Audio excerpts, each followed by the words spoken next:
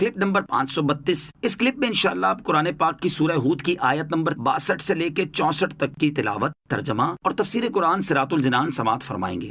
بسم اللہ الرحمن الرحیم۔ ترجمہ، اللہ کے نام سے شروع جو نہایت مہربان رحمت والا ہے۔ قالوا یا صالح قد كنت فینا مرجوا قبل هذا اتنهانا ان نعبد ما يعبد آباؤنا أتنهانا أن نعبد ما يعبد آباؤنا وإننا لفي شك مما تدعونا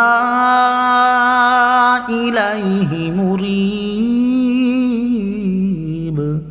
ترجمہ، انہوں نے کہا اے صالح، اس سے پہلے تم ہمارے درمیان ایسے تھے کہ تم سے بڑی امیدیں وابستہ تھیں۔ کیا تم ہمیں ان کی عبادت کرنے سے منع کرتے ہو جن کی عبادت ہمارے باپ دادا کرتے رہے؟ اور بے شک جس کی طرف تم ہمیں بلا رہے ہو اس کی طرف سے تو ہم بڑے دھوکے میں ڈالنے والے شک میں ہیں۔ قالوا، انہوں نے کہا، جب حضرت صالح علیہ السلام نے اپنی قوم کے سامنے پیغام توحید پیش کیا تو انہوں نے جواب دیا، اے صالح علیہ السلام، اس تبلیغ سے پہلے تم تو ہمارے درمیان ایسے تھے کہ ہمیں تم سے بڑی امیدیں وابستہ تھیں، اور ہم امید کرتے تھے کہ تم ہمارے سردار بنو گے، کیونکہ تم کمزوروں کی مدد کرتے اور فقیروں پر سخاوت کرتے تھے۔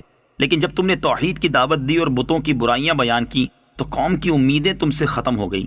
ان لوگوں نے مزید یہ کہا کہ کیا تم ہمیں ان بتوں کی عبادت کرنے سے منع کرتے ہو جن کی عبادت ہمارے باپ دادا کرتے رہے؟ اور بے شک جس توحید کی طرف تم ہمیں بلا رہے ہو اس کی طرف سے تو ہم بڑے دھوکے میں ڈالنے والے شک میں ہیں۔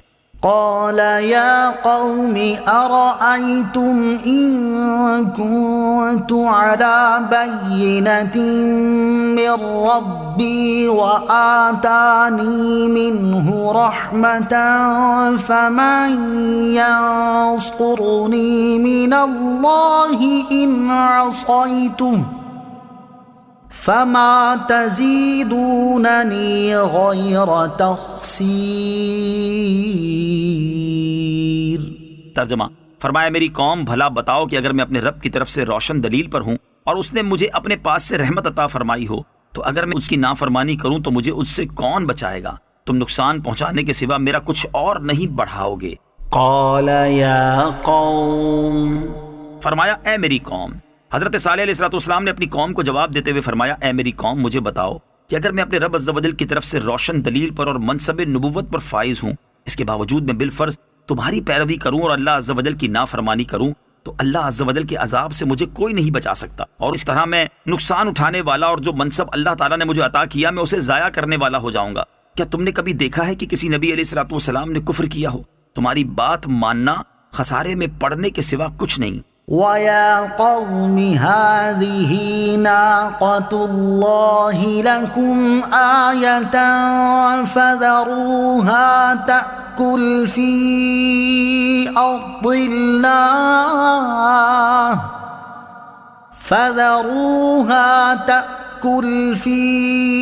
أَرْضِ اللَّهِ وَلَا تَمَسُّوهَا بِسُوءٍ فَيَأْخُذَكُمْ عَذَابٌ قَرِيبٌ۔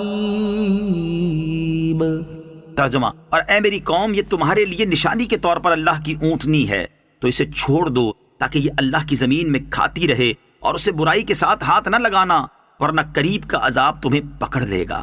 وَيَا قَوْمِ هَٰذِهِ نَاقَةُ اللَّهِ لَكُمْ آيَةً، اور اے میری قوم، یہ تمہارے لیے نشانی کے طور پر اللہ کی اونٹنی ہے۔ قوم سمود نے حضرت صالح علیہ السلام سے معجزہ طلب کیا تھا۔ آپ علیہ السلام نے اللہ تعالیٰ سے دعا کی تو پتھر سے بحکم الہی اونٹنی پیدا ہوئی۔ یہ اونٹنی ان کے لیے حضرت صالح علیہ السلام کی صداقت پر نشانی اور حضرت صالح علیہ السلام کا معجزہ تھی۔ اس آیت میں اس اونٹنی کے متعلق احکام ارشاد فرمائے گئے کہ اسے زمین میں چرنے دو اور کوئی تکلیف نہ پہنچاؤ ورنہ دنیا ہی میں گرفتار عذاب ہو جاؤ گے اور مہلت نہ پاؤ گے۔ نوٹ: حضرت صالح علیہ السلام کی اونٹنی کا بیان سورہ اعراف آیت نمبر 73 میں گزر چکا ہے۔